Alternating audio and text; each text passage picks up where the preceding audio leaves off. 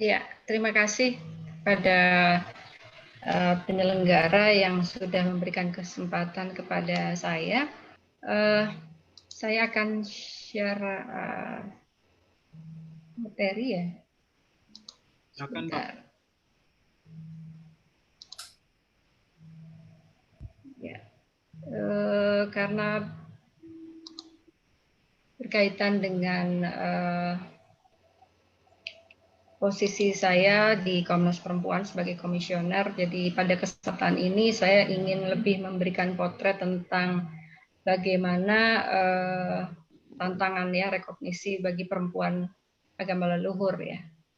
Dan sekali lagi selamat malam, Sampurasun, Rahayu. Sebagai catatan mungkin kami di Komnas Perempuan, kami ingin juga menyampaikan bahwa Komnas Perempuan merupakan sebuah lembaga nasional HAM yang tentunya berfokus pada upaya pencegahan anti kekerasan terhadap perempuan gitu ya. Dan sesuai dengan Kepres 181 tahun 98 dan Perpres 65 tahun 2005, mandat Komnas Perempuan adalah mengembangkan kondisi yang kondusif bagi penghapusan segala bentuk kekerasan terhadap perempuan dan penegakan hak-hak asasi manusia perempuan Indonesia. Juga meningkatkan upaya pencegahan dan penanggulangan segala bentuk kekerasan terhadap perempuan dan perlindungan hak-hak asasi manusia perempuan. Peran Komnas Perempuan juga mengungkapkan secara sistematis dan berkala tentang fakta-fakta kekerasan terhadap perempuan yang bertumpu pada kekerasan berbasis gender, kemudian kejahatan terhadap kemanusiaan berbasis sebagai pelanggaran HAM, dan memantau kinerja negara dalam hal ini dalam memenuhi tanggung jawabnya dalam penghapusan kekerasan terhadap perempuan dan penegakan HAM perempuan. Nah, berkaitan dengan tema kita malam ini, bagaimana rekognisi ya kepercayaan atau agama leluhur eksistensinya di negara Indonesia ini. Bagi kami penghayat kepercayaan dan agama leluhur ini telah ada jauh sebelum Indonesia sebagai negara bangsa ini berdiri, dan sebagai ini merupakan tuntunan spiritual yang menjadi jiwa kebudayaan Nusantara yang secara turun-temurun dihayati, diwariskan dari generasi ke generasi dalam masyarakatnya masing-masing. Mengenai dasar hukum saya akan mempercepat gitu ya. Dan kaitan dalam hal pendampingan, artinya perjumpaan Komnas Perempuan dengan perjuangan perempuan penghayat kepercayaan dan agama leluhur, itu kami awali sejak tahun 2004, di mana Komnas Perempuan juga mendukung pembahasan Undang-Undang Administrasi Kependudukan yang sebetulnya bertujuan untuk menjamin akses terhadap hak pelayanan publik yang setara bagi terkait dengan perempuan penghayat dan agama leluhur. Namun memang sayangnya di Undang-Undang Administrasi Kependudukan ini masih saat itu masih diberlakukan memuat pasal yang bermasalah gitu ya. Saya tidak akan membahasnya secara detail, namun juga kemudian berangkat dari persoalan-persoalan yang dihadapi oleh perempuan bersambut gitu ya, ketika para perempuan penghayat dan agama leluhur serta pelaksana ritual adat ya, kami membahasakannya seperti itu, melakukan upaya pengaduan secara resmi kepada Komnas Perempuan pada peringatan Hari Kartini tahun 2010, jadi 10 tahun yang lalu. Nah, lewat pertemuan ini sekaligus ini merupakan tahap awal kajian bagi Komnas Perempuan, dan berikutnya kami melakukan pendampingan terhadap perempuan adat dan agama leluhur. Satu langkah yang juga menjadi rekam jejak Komnas Perempuan dalam memfasilitasi penguatan kapasitas perempuan kepercayaan dan agama leluhur adalah pada saat Komnas Perempuan memfasilitasi sebuah pertemuan dialog budaya, di mana pada saat itu di Kongres Masyarakat Adat Nusantara di Tobelo tahun 2012, para perempuan adat, pelestari tradisi dan agama leluhur membuat sebuah resolusi tentang agama leluhur, bagaimana para perempuan menegaskan posisinya yang memiliki hak konstitusional yang diharapkan ingin segera dipenuhi oleh negara saat itu. Dan selanjutnya kami memandang bahwa pemantauan yang dilakukan oleh Komnas Perempuan adalah sebagai ruang penguatan bagi para perempuan komunitas korban. Nah, setidaknya pemantauan yang dilakukan berupa pendokumentasian ini memang dilakukan sejak tahun 2012 sampai 2014. Namun pemetaan yang dari hasil pendokumentasian ini kami kira ini masih bisa kita gunakan sebagai sebuah potret besar bagaimana persoalan-persoalan yang dihadapi oleh perempuan adat dan agama leluhur serta penghayat kepercayaan ini masih terjadi meskipun putusan Mahkamah Konstitusi tahun 2017 itu sudah ada sedikit langkah positif, gitu ya. Dan pemantauan ini dilakukan oleh merupakan 5 pemantauan dari 57 pengalaman perempuan penyintas dari 11 komunitas dan terekam sedikitnya 115 kasus dari 87 peristiwa kekerasan dan atau diskriminasi yang dilakukan oleh 87 pelaku baik perseorangan ataupun kelompok. Nah, dari hasil pemantauan kita memetakan sebagai sebuah potret besar bahwa kekerasan terhadap penghayat kepercayaan, penganut agama leluhur, dan pelaksana ritual adat ini terdapat temuan berupa kekerasan, temuan spesifik kekerasan, gitu ya. Kekerasan ini berupa kekerasan psikis yang dampaknya adalah sifatnya berupa stigma atau intimidasi. Kemudian kekerasan seksual yang merupakan pelecehan seksual dan pemaksaan busana, kasus-kasus itu. Kemudian kekerasan fisik yang kita dokumentasikan berupa penganiayaan dan bahkan pembunuhan gitu, terhadap perempuan penganut agama leluhur atau kepercayaan. Berikutnya adalah kita temukan ada temuan spesifik diskriminasi yang ada 6 bentuk ya, 6 bentuk temuan spesifik diskriminasi, yaitu yang pertama adalah karena diabaikan dalam proses administrasi kependudukan, saat ini juga masih terjadi. Kemudian dibedakan dalam akses pekerjaan dan manfaatnya, gitu ya. Saat ini juga masih terjadi. Dihambat mengakses bantuan pemerintah, gitu ya. Kemudian yang keempat temuannya adalah dibedakan dalam akses pendidikan. Ini juga masih terjadi. Pelarangan keyakinan memang ini ada penurunan, jadi tidak terlalu jelas gitu ya cara-caranya.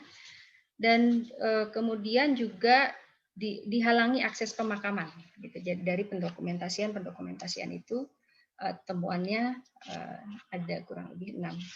Kemudian dampak yang dialami oleh perempuan penghayat kepercayaan, penganut agama leluhur, dan pelaksana ritual adat, terutama dampak psikis ya.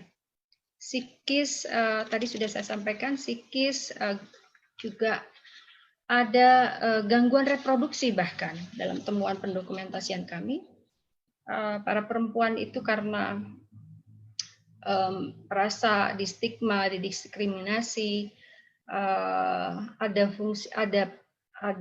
perasaan-perasaan tertekan sehingga itu juga mengakibatkan gangguan reproduksi yang terjadi pada perempuan. Kemudian dampak ekonomi juga menjadi satu hal yang menjadi faktor gitu ya, dampak ekonomi, dampak hukum dan dampak sosial. Dan juga kami melihat ada juga memang peran negara sampai saat ini, kebijakan dari institusi yang melembagakan diskriminasi. Katakanlah contohnya seperti ini. Bahkan masih di level seorang menteri gitu. Masih mengatakan bahwa ada istilah agama yang diakui dan tidak diakui. Ada istilah agama resmi dan tidak resmi. Dan ini membuat bagaimana pemahaman publik ini menjadi selalu ada politik pembedaan gitu ya. Dan juga peran aparat, terutama aparat dalam hal ini melaksanakan pencatatan administrasi kependudukan. Ini juga menjadi salah satu aktor gitu. Aktor berikutnya adalah aparat penegak hukum ya, yang juga melakukan tindakan kekerasan terhadap perempuan atau penganut agama leluhur. Dalam hal ini masih terjadi setelah pasca MK itu juga ketika para perempuan adat penganut agama leluhur katakanlah masih berjuang dalam mempertahankan tanah gitu ya, karena tanah merupakan bukan sekedar objek mati gitu. Tanah masih memiliki ikatan spiritual, ikatan keyakinan antara manusia dengan alam atau tanahnya. Dan pada saat masyarakat atau warga adat mempertahankan tanah tersebut, maka aparatur keamanan malah membiarkan bentrok itu terjadi dengan kelompok intoleran, gitu ya. Dan kemudian juga ya itu aktor-aktor yang salah satu yang menjadi pelembagaan diskriminasi ya, yang menjadi lebih nyata gitu. Dan kami melihat bahwa langkah ke depan sebetulnya memang pasca putusan Mahkamah Konstitusi pun seperti yang tadi sudah disampaikan oleh pemapar sebelumnya bahwa sejujurnya masih ada setengah hati kebijakan, bahkan persoalan-persoalan di lapangan ini bukan sekedar kurangnya sosialisasi gitu ya, tetapi bagaimana pemerintah itu belum membuka ruang yang cukup untuk mempersempit jarak atau pembedaan politik identitas ini. Gitu. Di level menteri masih mengatakan pembedaan antara agama yang diakui. Padahal di dalam putusan Judicial Review PNPS 165 itu dinyatakan tidak ada istilah agama yang diakui atau tidak diakui oleh negara. Agama apapun yang diyakini oleh semua penduduk warga negara Indonesia itu berhak hidup dan berkembang. Gitu. Jadi untuk langkah ke depan, Komnas Perempuan memandang bahwa perbaikan produk hukum dan kebijakan dapat secara sungguh-sungguh menegakkan hak kemerdekaan beragama dan berkeyakinan, dan bebas dari segala bentuk kekerasan dan diskriminasi. Kemudian juga pengembangan mekanisme untuk mengawasi pelaksanaan prinsip non-diskriminasi, termasuk atas dasar keyakinan dan gender, dalam mencegah, menangani, dan memastikan ketidakberulangan kekerasan dan diskriminasi, termasuk atas dasar keyakinan dan gender, dalam setiap aspek dan lembaga penyelenggara pemerintah dan penegakan hukum. Yang ketiga adalah menggagas dan melaksanakan mekanisme dan perangkat pengawasan pada sikap aparatur pemerintah, pejabat publik, dan penegak hukum untuk memastikan dilaksanakannya prinsip non-diskriminasi. Yang keempat adalah menghentikan impunitas pelaku tindak kekerasan dan diskriminasi berbasis keyakinan termasuk pelaku non-negara. Seperti kelompok-kelompok radikal yang selalu menyasar komunitas-komunitas penganut agama leluhur dan pengait kepercayaan. Kelima adalah mereformasi birokrasi termasuk Kementerian Agama guna memutus pelembagaan diskriminasi terhadap penghayat kepercayaan atau penganut agama leluhur. Setidaknya mungkin reformasi birokrasi ini juga bisa dilakukan oleh kementerian, katakanlah Kementerian Pendidikan dan Kebudayaan, kalau misalnya mekanismenya pelayanan penghayat kepercayaan dan agama leluhur itu melalui Kementerian Pendidikan dan Kebudayaan, di mana aspek pengakuan atau pengakuan sistem administrasi itu bisa lebih disederhanakan, tidak terjebak pada penyeragaman begitu, karena sejatinya keragaman agama-agama leluhur, komunitas-komunitas adat, kepercayaan itu sejatinya adalah kebinekaan yang tidak bisa diseragamkan.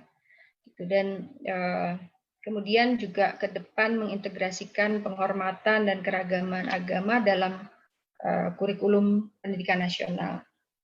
Mengenai kurikulum, memang sudah ada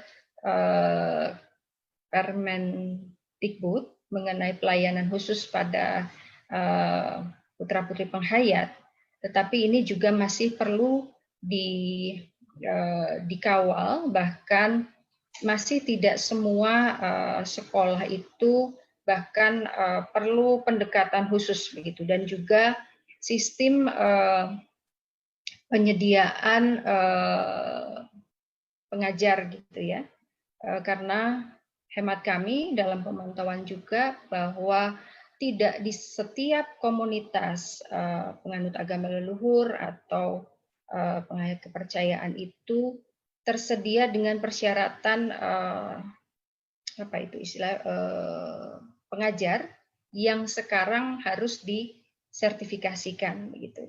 Jadi ini juga harus bisa menjadi evaluasi agar tercapainya pemenuhan terhadap hak-hak pendidikan anak-anak penghayat dan agama leluhur, sehingga itu tidak menjadi akses yang menghambat begitu, menghambat akses.